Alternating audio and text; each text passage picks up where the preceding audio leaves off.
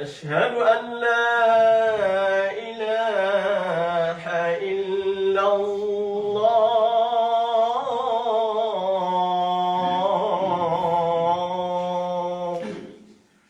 أشهد أن محمدا رسول الله. أشهد أن محمدا رسول الله.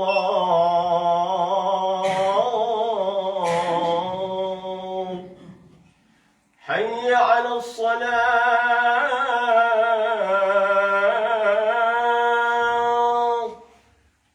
حي على الصلاة.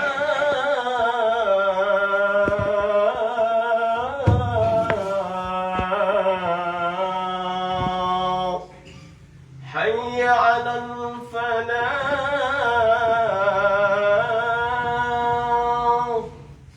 حي على الفلاح.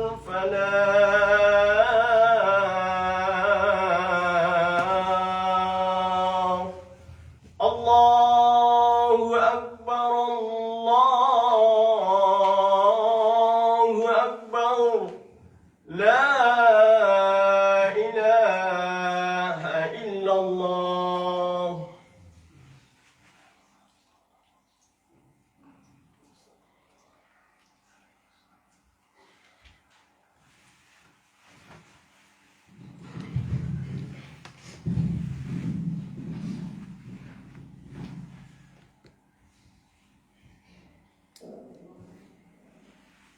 إن الحمد لله نحمده ونستعينه ونستغفره ونعوذ بالله من شرور أنفسنا وسيئات أعمالنا. من يهده الله فلا مضل له ومن يضلل فلا هادي له. أشهد أن لا إله إلا الله وحده لا شريك له وأشهد أن محمدا عبده ورسوله. يا أيها الذين آمنوا اتقوا الله حق تقاته ولا تموتن إلا وأنتم مسلمون. يا أيها الناس اتقوا ربكم الذي خلقكم من نفس واحدة وخلق منها زوجها وبث منهما رجالا كثيرا ونساء. واتقوا الله الذي تساءلون به والأرحام إن الله كان عليكم رقيبا. يا أيها الذين آمنوا اتقوا الله وقولوا قولا سديدا يصلح لكم أعمالكم ويغفر لكم ذنوبكم ومن يطع الله ورسوله فقد فاز فوزا عظيما. أما بعد فإن أصدق الحديث كتاب الله وخير الهدى هدى محمد صلى الله عليه وعلى آله وسلم وشر الأمور محدثاتها وكل محدثة بدعة وكل بدعة ضلالة وكل ضلالة في النار. Jamaah salat Jumat yang dirahmati Allah, kita panjatkan rasa syukur kita kepada Allah yang telah memberikan kesempatan kepada kita, baik berupa kenikmatan maupun ujian yang Allah berikan terhadap kita. Kenikmatan yang Allah berikan kepada kita wajib kita syukuri dengan mengucapkan alhamdulillah binikmatihi tatimmus salihat. Segala puji hanya milik Allah. Dengan kenikmatan dari Allah lah sempurnalah segala kebaikan. Bahkan Allah memberikan musibah, memberikan ujian kepada kita. Pantaslah kita pun harus mengucapkan hamdalah. Alhamdulillah ala kulli hal. Segala puji hanya milik Allah atas segala keadaan. Oleh karena itu, apapun yang Allah berikan selama kita masih hidup, dari tidur kita sampai mau tidur lagi, itu kita akan tetap memuji Allah.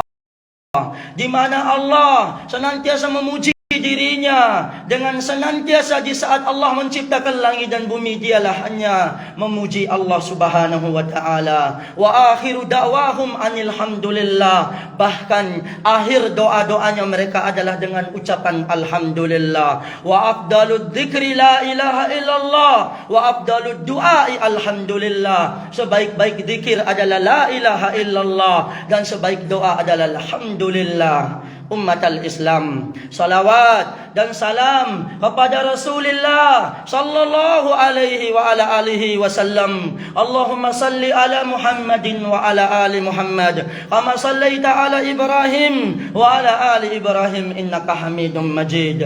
Ummatal Islam, di hari Jumat yang penuh dengan keberkahan, yang penuh dengan kemuliaan, bahkan Rasulullah sallallahu alaihi wasallam bersabda bahwa hari Jumat ini adalah sayyidul ayyam, yaitu penghulu daripada hari. Maka fa'aktsiru alayyas salah, maka berbanyaklah bersalawat kepadaku, kata Rasulullah. Karena salawat kepada Rasulullah sallallahu alaihi wasallam akan sampai kepada beliau sallallahu alaihi wa ala alihi wasallam. Bahkan Rasulullah sallallahu alaihi wa alihi wasallam bersabda, "Man shalla alayya salatan wahidatan." Siapa yang bersalawat kepadaku sekali salawat, kata Rasulullah sallallahu alaihi asra, Allah akan membalas salawatnya. Bahkan Allah akan bersalawat kepadanya 10 kali. Ibadallah, ummatal Islam, alhamdulillah, mari kita memuji Allah Jalla fi'ula di tanggal 5 Syawal ini, yang Allah masih memberikan daya untuk melaksanakan, untuk memudahkan hati kita, memudahkan langkah-langkah kita untuk menuju ibadah kepada Allah. Bahkan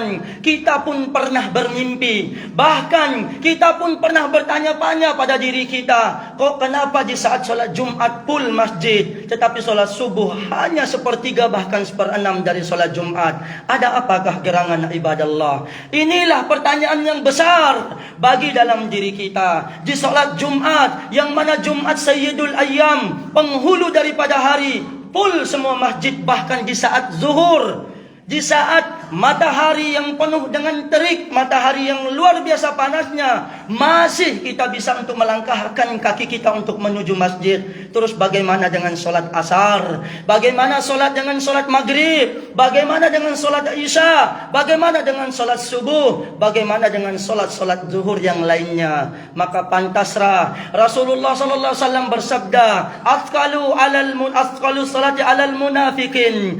Yang paling berat bagi orang yang ada di dalam hatinya ada jiwa kemunafikan, berat baginya untuk melangkahkan kakinya untuk menuju masjid. Ini adalah evolusi untuk diri kita, yaitu 2 solat, yaitu solat subuh dan solat isya. Ibadallah, semoga dengan renungan kecil ini bisa menjadikan kita untuk semangat. Kok bisa di teriknya matahari bisa melangkahkan kaki kita untuk menggapai solat Jumat yang penuh dengan keberkahan ini? Kenapa kita tidak bisa melangkahkan hati kita, melangkahkan kaki kita untuk menuju masjid di solat subuh, solat zuhur, solat asar, solat maghrib dan solat isya 5 kali sehari semalam? Ibadallah, ini pertanyaan besar untuk diri kita semua. Mari kita evaluasi diri kita. Ada apa gerangan di dalam hati kita? Apakah hatiku sudah mati? Apakah hatiku masih sehat? Atau apakah hatiku sudah terkotori dengan noda-noda yang Allah Subhanahu wa taala tutup hati kita,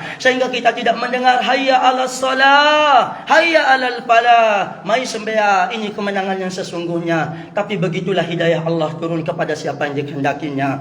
Ibadallah, pada kesempatan ini izinkanlah khatib untuk menyampaikan sebuah ayat, yang ayat ini adalah salah satu yang akan Mada sampaikan menjadi isi khutbah ini. Allah Subhanahu wa taala berfirman di dalam surat Al-A'raf ayat 33, A'udzu billahi minasy syaithanir rajim. Qul innama harrama rabbi al-fawahisha ma dhahara minha wa ma batan wal ithma wal bagya bighairil haqq wa an tusyriku billah ma lam yunazzil bihi sultana wa an taqulu 'ala Allahi ma la ta'lamun.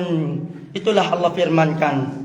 Sebelum kita kaji ayat ini, perlu kita ketahui wahai kaum muslimin, perlu kita ketahui wahai hamba-hamba Allah, Al-Quran yang Allah turunkan kepada kita lewat Nabi Muhammad sallallahu alaihi wasallam melalui perantaraan malaikat Jibril alaihi salam, itu adalah berisi tentang hukum-hukum, tentang halal, tentang haram, tentang perintah, tentang larangan. Kalau tidak ada kebaikan pasti ada keburukan, ada larangan, ada perintah, ada halal dan ada haram. Itulah Al-Quran, itulah Islam yang mengajarkan kepada kita, yang menyuruhkan kita untuk melakukan kebaikan dan melarang kita dalam keburukan. Dan ayat ini kita akan kaji larangan-larangan Allah Jalla fi'ula, karena Al-Quran berisi tentang larangan juga, bukan hanya perintah. Semoga dengan mengkaji larangan-larangan ini, bahkan para ulama araftus syarra, aku mengetahui keburukan bukan untuk melakukan, tetapi aku mengetahui keburukan untuk menghindari dari keburukan tersebut.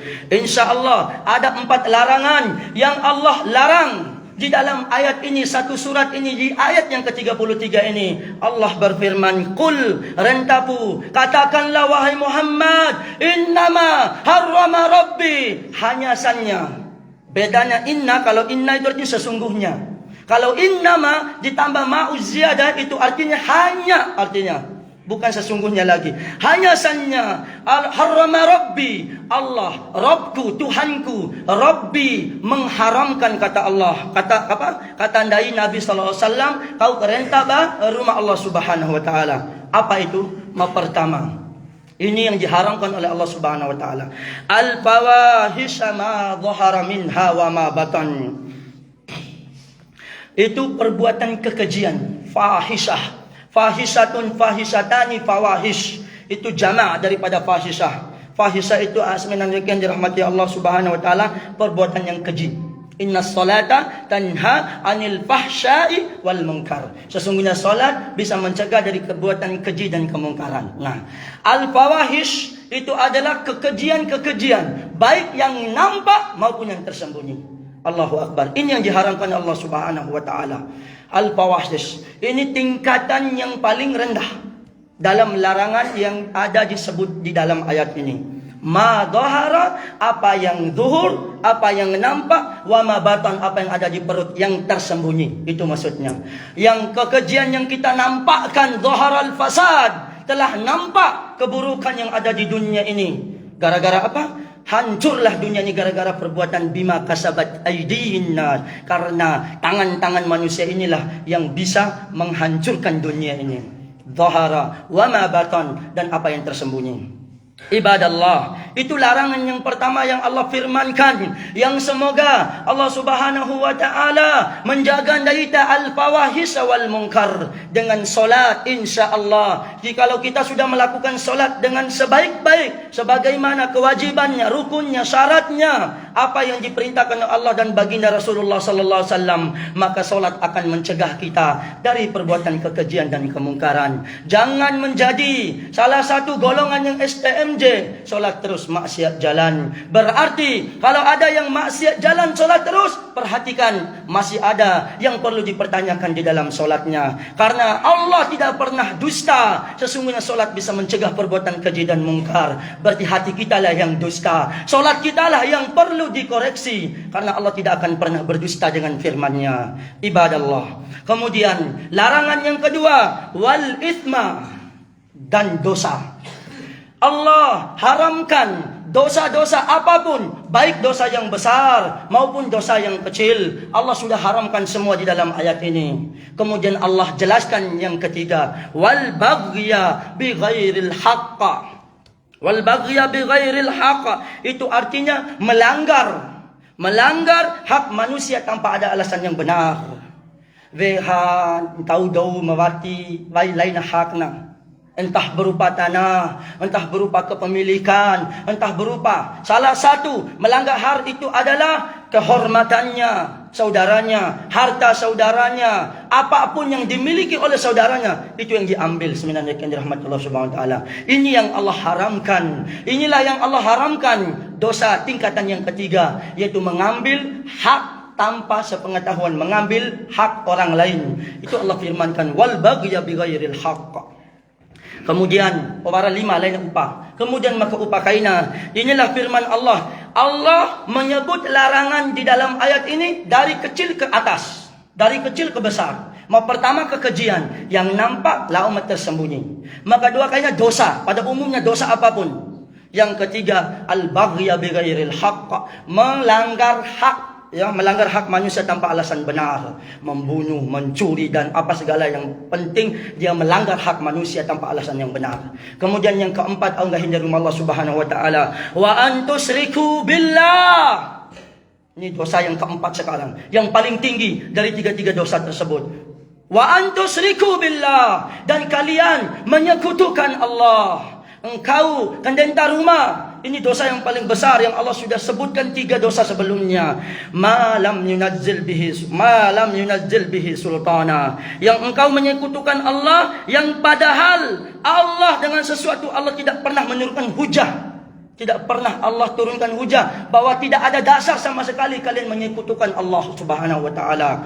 Bahkan pantaslah Rasulullah sallallahu alaihi wasallam pernah ditanya, dosa yang paling besar adalah akbarul kabair al-israku billah, menyekutukan Allah. Kendenta rumah, di masjid dia beribadah kepada Allah, di sawah dan di tanaman serta di rumahnya dia menyembah selain Allah. Dia memiliki azimat, dia memiliki apa segala macam yang dia tawakalkan hatinya untuk dia, entah berupa keris, tombak, ponggok, apapun jenis-jenis hal-hal yang mistik untuk dia simpan di lemarinya, dan dia berkata tawakal hatinya untuk kepada selain Allah. Itulah larangan Allah Subhanahu wa taala. Siapa saja yang masih menyimpan sesuatu hal yang tidak diajarkan oleh Rasulullah, baik berupa azimat, baik berupa pelet, baik berupa apapun jenis macamnya, berupa hal macam yang ingin katanya untuk bisa menghilangkan darurat, menghilangkan mudarat, menghilangkan kesialan dan mendatangkan kebaikan, walaupun dia sangka Allah yang mendatangkannya, tetapi lewat perantaraan yang tidak pernah diberikan oleh Allah dan Rasulnya, maka ketahuilah itu adalah sebuah kesyirikan ibadah Allah. Sebenarnya yang dirahmati Allah Subhanahu wa taala, ini dosa yang paling besar dari 3 dosa. Kemudian ternyata di ayat ini masih ada dosa yang paling besar daripada dosa syirik. Dosa apa itu sebenarnya rahmatullah subhanahu wa ta'ala? Anggahin dari rumah. Wa antaqulu 'alallahi ma la ta'lamun. Engkau mengatakan, engkau berkata, engkau berfatwa, engkau menjelaskan tentang Allah. Engkau menjelaskan tentang zat Allah, engkau menjelaskan tentang sifat Allah, engkau menjelaskan tentang nama Allah, ma la ta'lamun, yang apa yang tidak engkau ilmui. Inilah bahayanya mengatakan tentang Allah, menjelaskan dengan sifat rongara rumah tanpa ilmu yang bersumber dari Al-Quran dan hadis Nabi SAW. Dosa yang paling besar, bahkan lebih besar daripada dosa syirik. Antaqulu 'alallahi ma la ta'lamun. Engkau mengatakan tentang Allah apa yang engkau tidak ketahui, yang tidak bersumber dari Al-Quran dan tidak bersumber dari hadis Nabi sallallahu alaihi wasallam. Aqulu qawli hadha wa astaghfirullah li wa lakum. Innallaha ghafurur rahim. اللهم صل على محمد النبي وحبيبنا وسفينا ومولانا محمد. Alhamdulillahi Rabbil Alamin. Wabihi nasta'inu ala umuri dunya wad din. Wassalatu wassalamu ala ashrafil anbiya'i wal mursalin. Wa ala alihi wa ashabihi wa man tabi'ahum bi ihsanin ila yaumiddin. Ummatal Islam, ibadallah, kaum muslimin, kaum muslimat yang dirahmati Allah. Perlu kita ketahui bersama bahwasannya Allah melarang kita, berupa larangan-larangan itu adalah karena Allah mencintai kita, bukan karena Allah mendolimi kita. Iyadzam billah. Kita bermohon ampun, kita bermohon ta'awud kepada Allah Subhanahu wa ta'ala. Allah melarang sebuah larangan, pasti ada kebaikan di dalamnya. Allah melarang sebuah larangan, pasti ada keburukan di dalam larangan itu. Itulah hikmahnya. Allah melarang, Allah menyuruh kebaikan, pasti ada kebaikan di dalam perintah itu. Maka pantaulah darita akidahnya Ahlus Sunnah wal Jamaah, dan kita juga harus kaum yang beriman. Jikalau diperintah dengan sebuah perintah dan jikalau dilarang dengan sebuah larangan, harus mengatakan sami'na wa ata'na, kami dengar dan kami taati. Bukan perkataan orang Yahudi ahlu kitab yang mereka apa katakan? Sami'na wa asaina. Kami dengar dan kami memaksiati. Bukan itulah orang yang beriman. Apa larangan Allah, mereka akan tinggalkan. Apa perintah Allah, mereka akan laksanakan. Itulah menjadi ujian yang terbesar untuk kehidupan daita. Karena Allah menciptakan daita, menciptakan kematian, menciptakan kehidupan. Itu untuk apa? Liyabluwakum, untuk menguji kalian. Ayyukum ahsanu amala, mana yang paling dari kalian yang baik amalnya. Yang terbaik amalnya, bukan yang terbanyak amalnya, tapi yang terbaik kata Allah. Apakah yang terbaik? Mengikuti perintah Allah, ikhlas lillah, dan mengikuti tuntunan Rasulullah, mutaba'atu Rasulillah sallallahu alaihi wasallam. Semoga bermanfaat yang kita bahas di khutbah Jumat ini. Semoga Allah Subhanahu wa taala menjaga kita semua, menjaga desa Londu, menjaga desa-desa yang tetangga Londu dan Kecamatan Lambi itu khususnya, kemudian seluruh kaum muslimin yang ada di dunia ini. Allahumma amin ya rabbal alamin. Seminan weke, mari kita berdoa kepada Allah Jalla fi'ula. Semoga dengan doa kita Allah kabulkan di hari Jumat yang penuh dengan keberkahan ini, di waktu yang luar biasa ini, dan di hari yang luar biasa setelah bulan-bulan penuh keberkahan, yaitu bulan Syawal. Amin ya rabbal alamin. Kita perintahkan Allah Subhanahu wa taala memerintahkan daita untuk bersalawat sebagaimana tercantumkan di dalam surat Al-Ahzab. Innallaha wa malaikatahu, sesungguhnya Allah dan malaikatnya yusalluna 'alan nabi, bersalawat kepada nabinya. Itu koma, bukan satu ayat. Kemudian lanjut ayat, ya ayyuhalladzina amanu, wahai orang-orang yang beriman, sallu alaihi, bersalawatlah kepada Rasulullah, wasallimu, dan bersalam, ucaplah salam kepada Rasulullah, wa taslima. Amin ya rabbal alamin. Allahumma salli ala Muhammadin wa ala ali Muhammad kama sallaita ala Ibrahim wa ala ali Ibrahim innaka Hamidum Majid. Allahumma barik ala Muhammadin wa ala ali Muhammad kama barakta ala Ibrahim wa ala ali Ibrahim innaka Hamidum Majid. اللهم اغفر للمسلمين والمسلمات والمؤمنين والمؤمنات والمؤمنين والمؤمنات والمسلمين والمسلمات. اغفر لنا يا الله ذنوبنا وكفر عنا سيئاتنا وتقبل منا إنك أنت السميع العليم. اللهم يا مقلب القلوب ثبت قلوبنا على دينك ويا مصرف القلوب صرف قلوبنا على طاعتك. يا الله يا ربنا إننا ظلمنا أنفسنا وإن لم تغفر لنا وترحمنا لنكونن من الخاسرين. اللهم تقبل منا عبادتنا وصيامنا وصلاتنا وكل عبادتنا في رمضان. اللهم تقبل منا يا الله عبادتنا في رمضان. تقبل منا تقبل منا تقبل منا إنك أنت السميع العليم. فمن يقبل إلا الله يا الله يا رب العالمين. ومن يقبل إلا أنت يا الله. ومن يقبل منا إلا أنت. فتقبل إنك أنت السميع العليم.